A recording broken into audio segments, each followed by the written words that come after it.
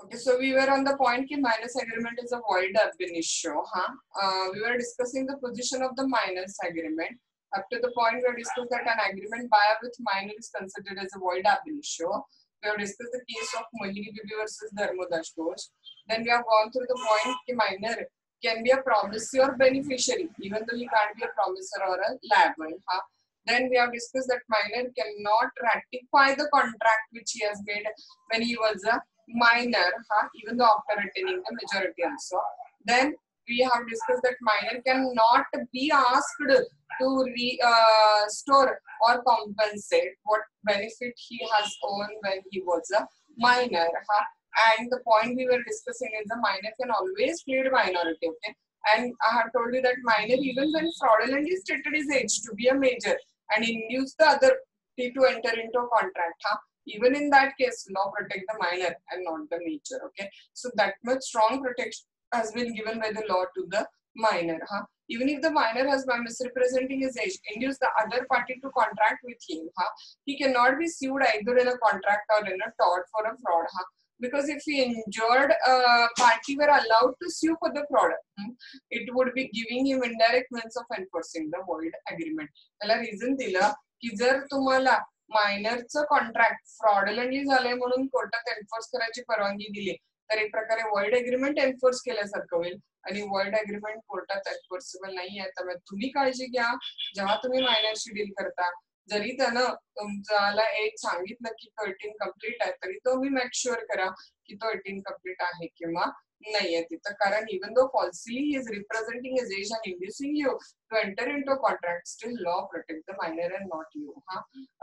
केसचं नाव अजिबात लक्षात ठेवायची गरज नाही. फॉर एक्झाम्पल म्हणून डायरेक्ट एक्झाम्पल फॉर्मॅट मध्ये टाकलं तरी इनफ आहे.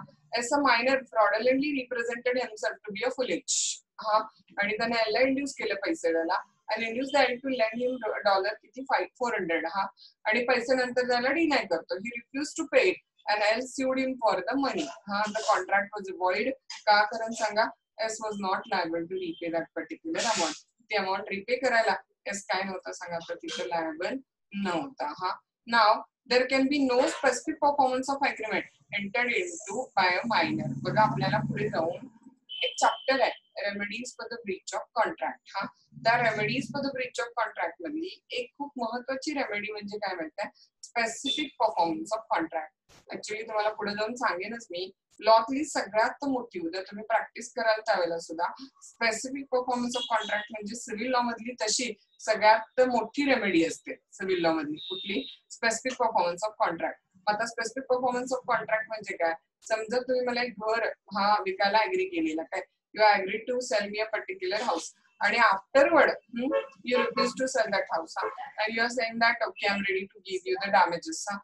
घर काही नाही देणार पण मी कॉन्ट्रॅक्ट ब्रीच केलं तर 1 लाख रुपये मी डॅमेजेस तुम्हाला देते म्हणून असं तुम्ही मान्य केलं. तर मी म्हणते नाही मला डॅमेजेस नाही पाहिजे, मला तेच घर पाहिजे जे कॉन्ट्रॅक्ट मध्ये आपलं ठरलेलं आहे. तर मग मी काय मागते सांगा, स्पेसिफिक परफॉर्मन्स ऑफ कॉन्ट्रॅक्ट. कुठली अल्टरनेटिव्ह रेमेडी एक्सेप्ट न करता what is agreed in the terms of a contract तेच द्या म्हणणं म्हणजे काय सांगा तर specific performance of contract consider केले जात आहे.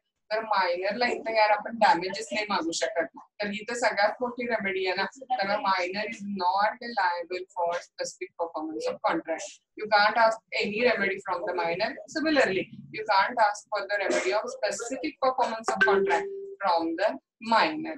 Let's see बघा काय लिहिलं तिथं. An agreement by minor is a void आहे. कसं सांगा ते void आहे.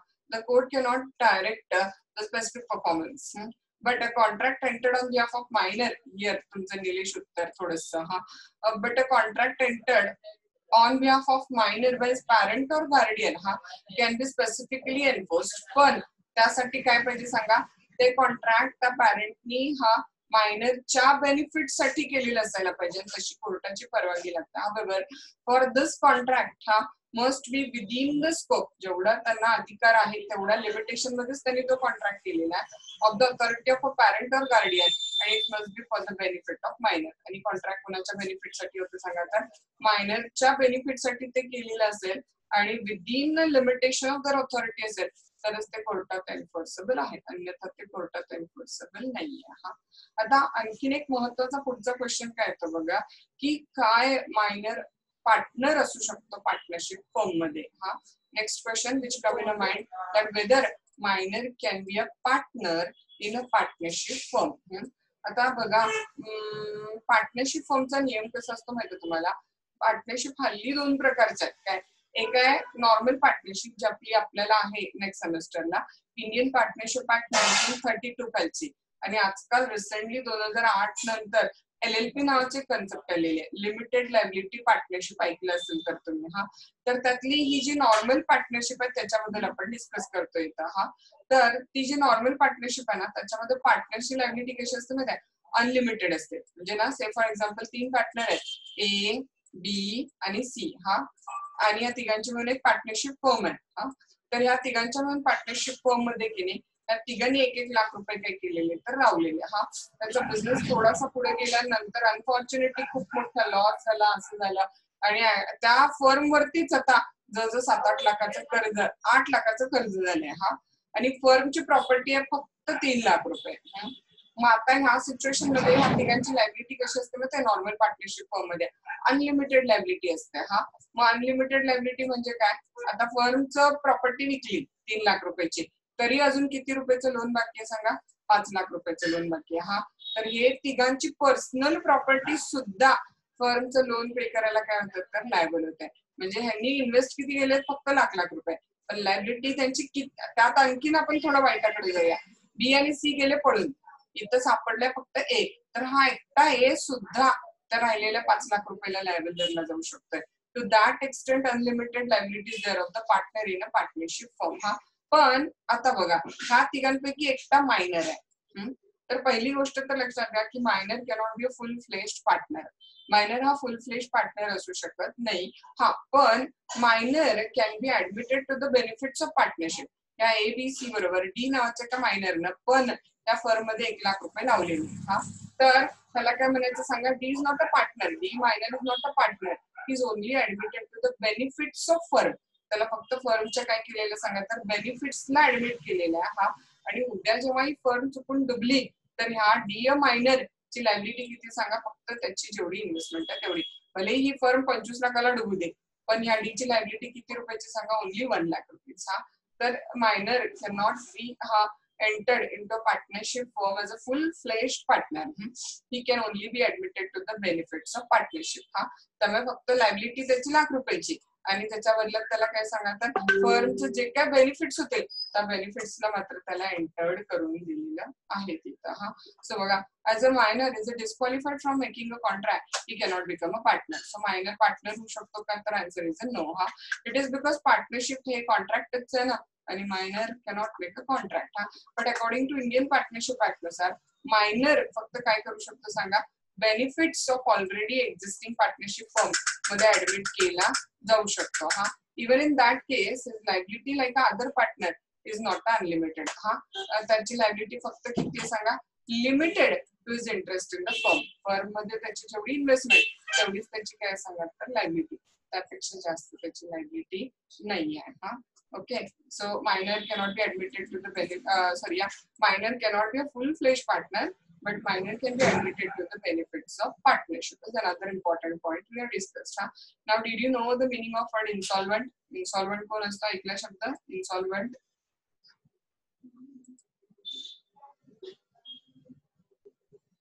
insolvent शब्द ऐकला नाही रेवती?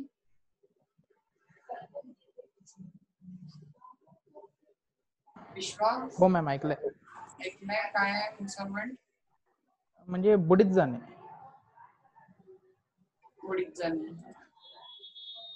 ओके. दिवाळखोर शब्द ऐकलाय काय? दिवाळ काढलेला शब्द ऐकलाय? हा हा दिवाळ मराठीत ऐकलं असं नाही याला दिवाळा काढलं त्याला दिवाळा काढलं. इन्सॉल्वन्सी म्हणजे काय तर दिवाळखोरी ज्याच्या असेट्स हा त्याच्या लायबिलिटीच्या प्रॉपर्शन मध्ये कमी येतात तो म्हणजे कोण असतं तर इन्सॉल्वंट. असेट समजताना कॉमर्स स्टुडंट असणारच माझ्या मते क्लासमध्ये. देवांशिष इन्सॉल्वंट माहित नाही?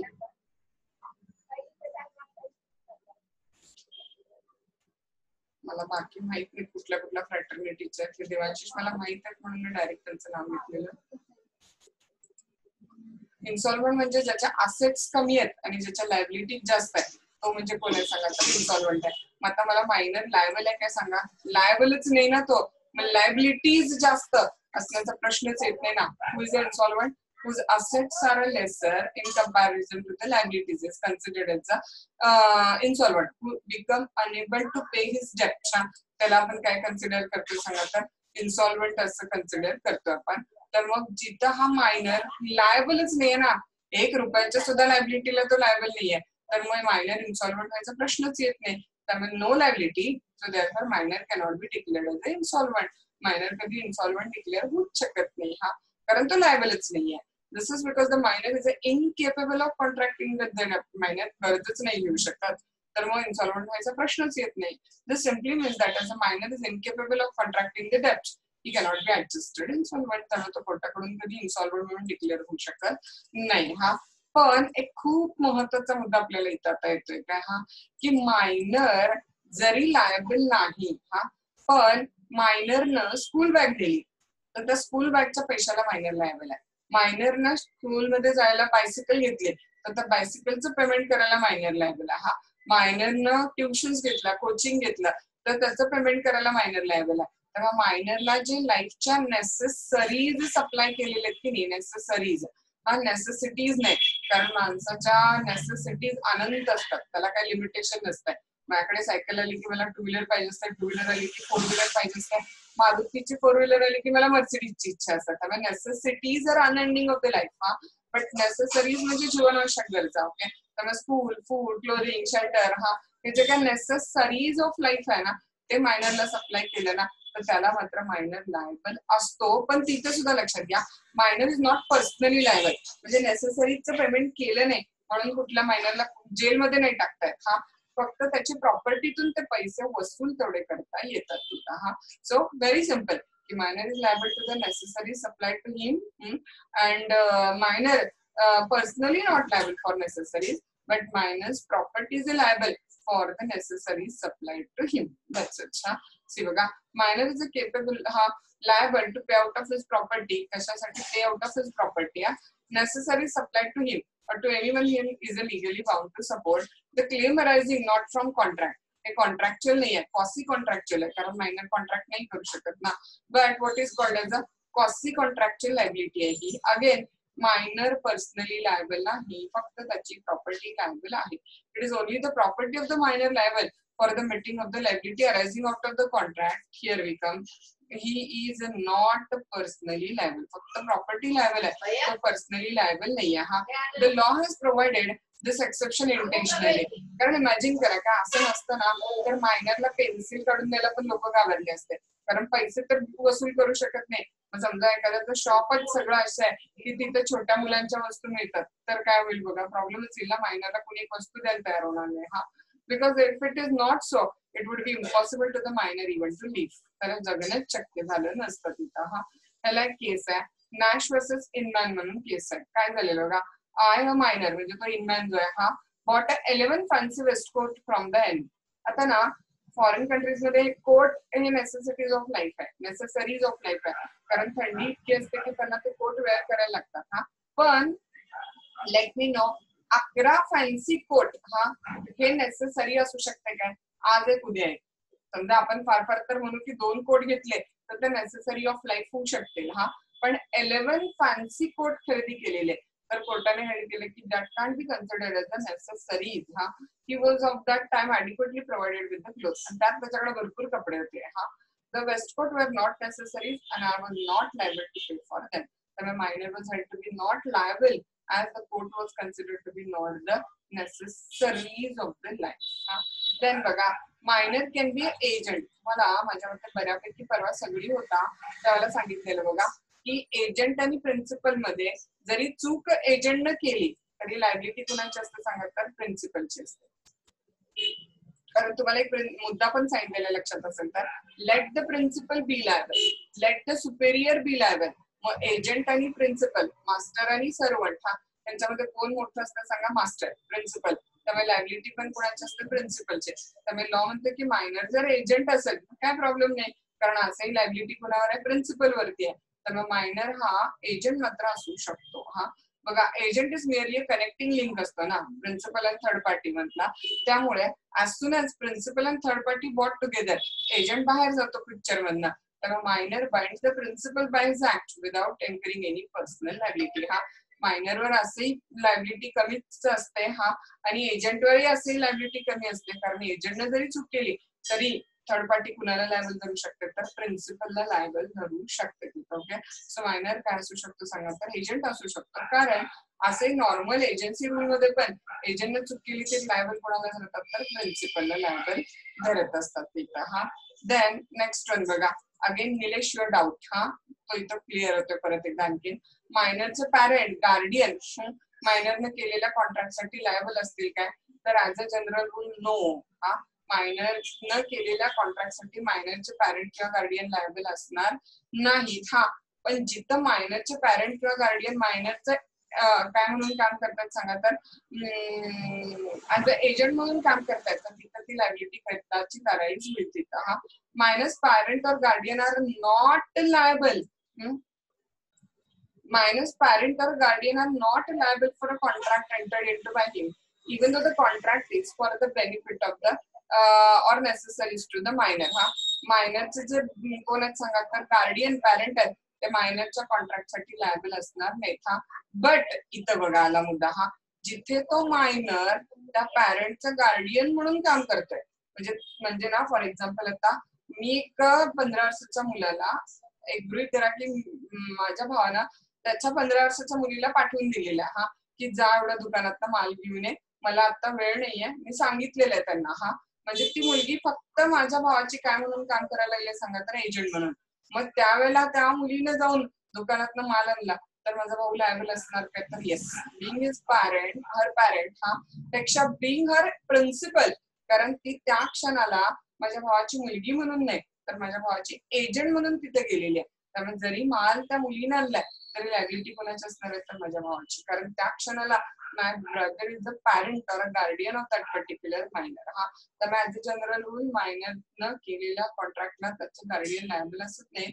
पण हा जर minor as a agent of his parent act करताय, तर त्यावेळेला मात्र parent being a principal will be held liable for the act of the minor.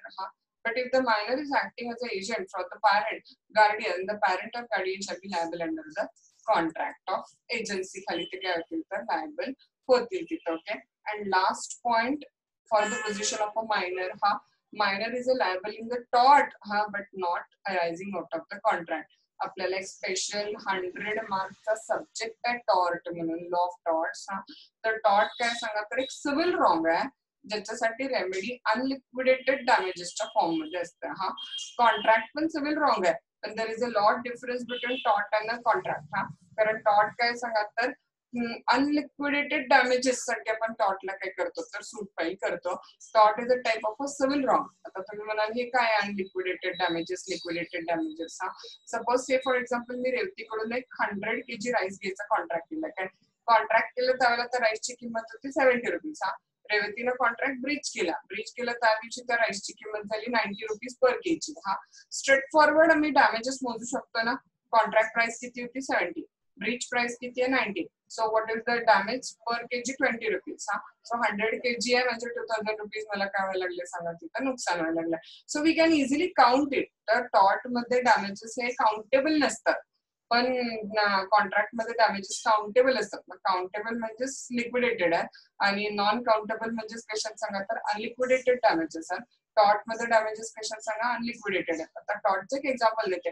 Suppose without my permission, हा किंवा दुसरं एक्झाम्पल घ्यायचं तुम्हाला पटकन क्लिक होईल. हा सपोज नाव you tell your friends about me something defamatory. तुम्ही तुमच्या मित्र-मैत्रिणींना माझ्याबद्दल काहीतरी बदनामीकारक सांगितला. से फॉर एक्झाम्पल कसला टीचर आहे, त्यांना शिकवता तर येते काय, चुकून पण जाऊ नका, फार घाण आहे, खराब आहे, XYZ वगैरे वगैरे. म्हणजे तुम्ही बाहेर जाऊन माझं काय केलं सांगा, तर डिफॉर्मेशन केलं. हा मग आता त्याच्यामुळे एक्झॅक्टली मला किती नुकसान झालं हे मोजता येऊ शकतं की आपल्याला काउंट करता येऊ शकतं काय. नुकसान तर समजा झालं, पण ते नुकसान किती झालं हे काउंट करू शकतोय का आपण, नाही. तर डिफॉर्मेशन हे काय सांगा, तर टॉर्ट पण आहे आणि डिफॉर्मेशन ऍक्च्युअली क्राईम पण असतं. पण आता सध्या आपण टॉर्ट अँगलला राहूया. तर डॅमेजेस कशात सांगायचं, अनलिक्विडेटेड आहे. आय कांट काउंट ना की बाबा हा एक्झॅक्टली माझ्याकडे 25 स्टुडंट आले असते, पण से फॉर एक्झाम्पल विश्वाने माझ्याबद्दल असं असं असं सांगितलं म्हणून माझ्याकडे ती 25 मुलं आली. I can't count that way. हा, कारण ते मोजणं शक्यच नसतं की किती नुकसान तुमचं नेमकं झालेलं. इनफॅक्ट ना जस्ट तुम्हाला जनरल नॉलेज म्हणून आता सांगता, पण टॉप पुढे टॉट मध्ये डीप मध्ये डिस्कस करणारच आहे. मला नुकसान जरी 0 झालं की नाही, समजा आता से फॉर एक्झाम्पल मुलांना माहित आहे की मी काय शिकवते किंवा मी काय आहे, त्यामुळे तुमच्या 4 लोकांच्या कोणाचा वाईट सांगण्यावर काहीच फरक पडला नाही. माझ्याकडे जेवढे स्टुडंट यायचे तेवढे माझ्याकडे आलेले आहेत, तरी सुद्धा माझी बदनामी केला म्हणून मी ऍक्शन घेऊ शकते. हा, तर तो एक वेगळा मुद्दा झाला. आता फक्त इथे आपण काय करायचं तर आपल्याला लिक्विडेटेड अनलिक्विडेटेड डॅमेजेस असं बघायचं. तर टॉट काय सांगा एक सिव्हिल रॉंग आहे आणि ज्याच्यासाठी रेमेडी कुठल्या फॉर्म मध्ये अनलिक्विडेटेड डॅमेजेस तुम्ही कोर्टाकडून काय करू शकता तर मागू शकता. तर आता आपण इथे येऊया. मुद्दा हा आहे की मायनर हा टॉर्टला लायबल आहे. तर होय, टॉर्ट जर मायनरनं कमिट केला ना तर मायनर टॉर्टला लायबल आहे, पण तो टॉर्ट जर कॉन्ट्रॅक्ट मधनं अराईज झालेला असेल तर मायनर लायबल नाहीये. पण अदरवाईज नॉर्मल टॉर्ट आहे तर मायनर लायबल आहे. Minor is a liable in a tort, but where tort arises out of contract, minor is not liable, as it's an indirect way of enforcing the invalid contract. Okay, so here 12 points we are finishing, and कदाचित पेपरला एवढाच question पण कदाचित येईल की discuss the position of a minor. Okay, so minus position आणि इनकॅपेबिलिटी किंवा capability of contract मधला पहिला पार्ट मायनस पोझिशन आपण इथे काय केलं तर एंड केला. हा, नाव आपल्याला अनसाउंड माइंडची पर्सनची पोझिशन पण डिस्कस करायची आहे आणि पर्सन डिस्क्वालिफाईड बाय लॉ यांची पण पोझिशन आपल्याला काय करायचं तर डिस्कस करायचं तिथं. हा, ओके.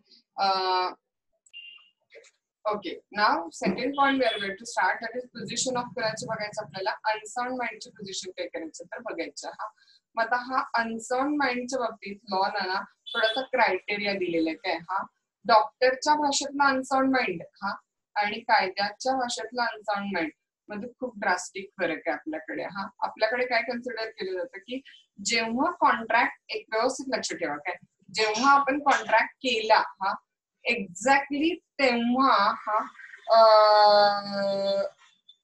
जर तो व्यक्ती कॉन्ट्रॅक्ट करायला केपेबल असेल हा किंवा त्याला समजते आपण काय करतोय, तर मग he is a sound mind for that movement for making the contract. परत एकदा सांगते, काय कॉन्ट्रॅक्ट करायच्या वेळेला बघायचं, जर ज्या क्षणाला कॉन्ट्रॅक्ट केलं त्या क्षणाला त्याला समजते की आपण काय करायला लागलोय आणि याचे काय परिणाम होणार आहेत, तर मग त्याने केलेला कॉन्ट्रॅक्ट हा व्हॅलिड कॉन्ट्रॅक्ट आहे. भलेही तो कधी कधी अचानक वेड्यासारखा वागतो, पण तो कायमस्वरूपी वेड्यासारखा वागत नाही ना. त्यामुळे काय चेक करायचं सांगा तर movement when he make the contract. हा, तर त्या मुवमेंटला त्याला समजते आपण काय करतोय तर त्यानं केलेला कॉन्ट्रॅक्ट व्हॅलिड आहे. हा, अदरवाईज मग त्याने केलेला कॉन्ट्रॅक्ट व्हॅलिड नाहीये. त्यामुळे काय महत्वाचं सांगा तर the movement he make a contract, weather he is capable of understanding what he is doing हा, and whether he is capable of understanding the consequences of what he is doing, तर त्याला समजतं तर तो साऊंड माइंड आहे, नाही समजत तर तो साऊंड माइंड नाहीये तिथं. ओके, से फॉर एक्झाम्पल एक वेडा, कम्प्लीट वेडा माणूस तुमच्या शेजारी राहतोय हा, आणि वेडा असताना तो त्याची प्रॉपर्टी तुम्हाला लिहून द्यायला लागलाय काय. हा, now he don't understand what is mean by the sale of property. He don't have the capacity to form the judgement about what will be the effect of the sale of property. हे समजण्याची त्यात capacity नाहीये, त्यामुळे ते agreement काय नाही सांगत तर व्हॅलिड अग्रीमेंट नाहीये, कारण he is not capable of understanding what he is doing. Exactly तेच इथं सांगितलेलं आहे. फर्स्ट पॉइंट काय करायचं आपल्याला, test of unsoundness of a mind. हा, बघा काय सांगितलेलं आहे तिथं, one of the essential element for the competence of contract काय सांगा तर parties must be sound mind पाहिजे तिथं. हा, मग साऊंड माइंडची टेस्ट कशी करायची तर खाली आला, person is said to be sound mind for the purpose of making the contract if, बघा महत्वाचा मुद्दा, when he makes it, ज्या वेळेला त्यानं तो कॉन्ट्रॅक्ट केला, he is capable of understanding, ते समजायला तो काय आता सांगा केपेबल होता, and forming the rational judgment as to its effect upon his interest. तो काय करतोय हे समजायला तो केपेबल आहे आणि त्याचा आपल्यावरती काय परिणाम होईल ह्याचं जजमेंट करायची कॅपॅसिटी त्याच्यामध्ये आहे. समजून घ्या परत एकदा, is a capable of understanding and forming the judgement as to its effect. हा, त्याचा इफेक्ट काय होईल हे समजायला आणि जजमेंट फॉर्म करायला तो केपेबल आहे.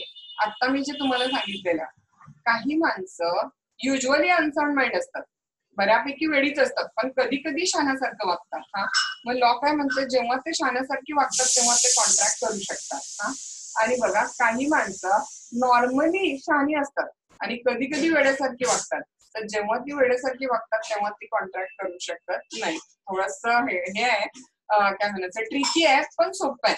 डोक्यात काय ठेवायचं की ज्या क्षणाला तुम्ही साऊंड माइंड आहे त्या क्षणाला तुम्ही कॉन्ट्रॅक्ट करू शकता. That's it. हा, person who is usually unsound mind but occasionally sound mind may make a contract when he is a sound mind. Usually वेडा आहे पण कधी कधी शाण्यासारखा वागतो, तर जेवढा काळ शाण्यासारखा वागतो तेवढा काळ तो कॉन्ट्रॅक्ट करू शकतो तिथं. हा, देन नेक्स्ट वन बघा, opposite side, a person who is of usually sound mind.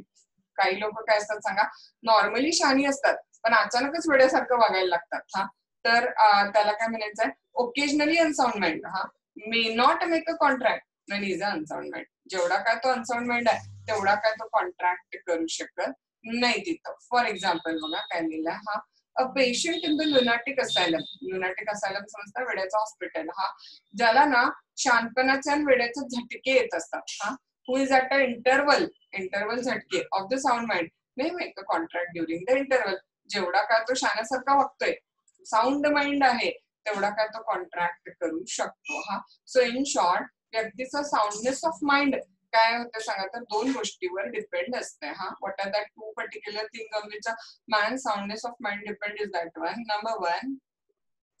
Number one fact, his capacity to understand the content of the business concern. Whatever he is doing, whether he is capable of understanding it. तो जे काय करतो ते समजण्याची त्याच्यावरती capacity आहे का, आणि नंबर टू त्याच्या इंटरेस्ट वरती काय इफेक्ट होईल, तर ते इफेक्ट त्याला समजतोय का. हा, his ability to form the rational judgement as to the effect upon his interest. समजतंय का बघा.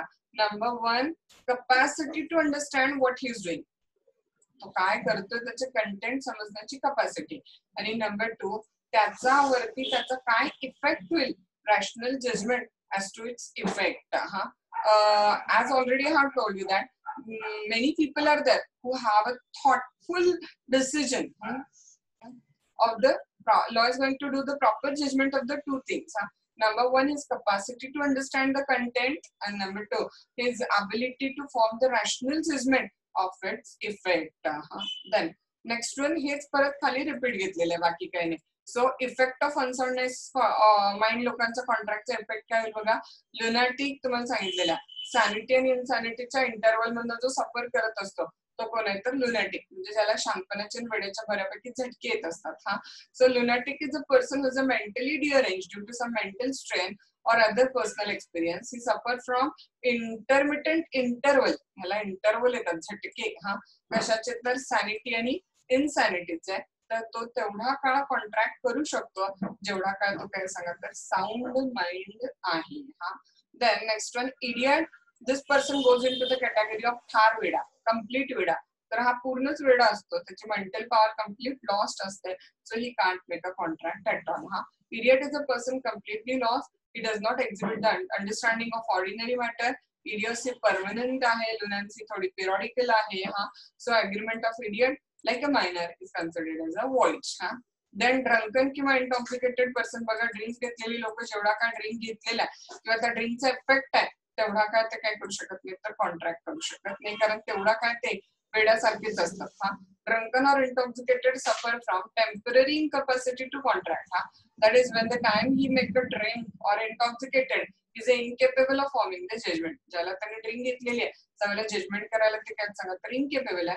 तेवढा काळ the position of the drunken is similar to that of the कुणासारखे, तर lunatic सारखीच आहे. हा, जसं मायनर बरोबर केलेले अग्रीमेंट वॉइड आहे तसं सेम पोझिशन अनसाउंड माइंड पर्सनचा पण अग्रीमेंटची आहे. So person of agreement entered into by person of unsound mind are also considered as a काय void, not enforceable in the court of a law. However, person of unsound mind सुद्धा minor सारखंच necessaries of life ला liable आहे. चुकून necessity पडले notes मध्ये, तर necessaries करा. हा, or to anyone whom they are legally bound to support in this case. हा, पण body liable नाही आहे, property liable आहे. परत तोच बघा, no personal liability attaches. It is only his estate is a liable. Personal liability असणार नाही, फक्त कोण लायबल असेल सांगा, तर त्या अनसाउंड माइंड पर्सनची इस्टेट तेवढी तिथे liable aside. Okay, so here second point from the capacity of contract we have finished out, that is position of the unsound mind person.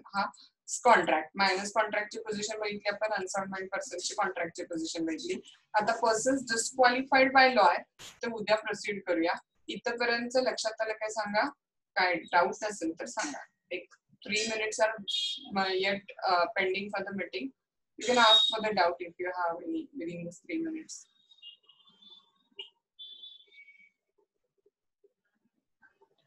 No ma'am. नाही आहे काय? यशस्वी ओके आहे. बाकी सगळ्यांना कळलं? रेवती, निलेश, हो मॅम कळलं. वाळवेकर, विश्वा.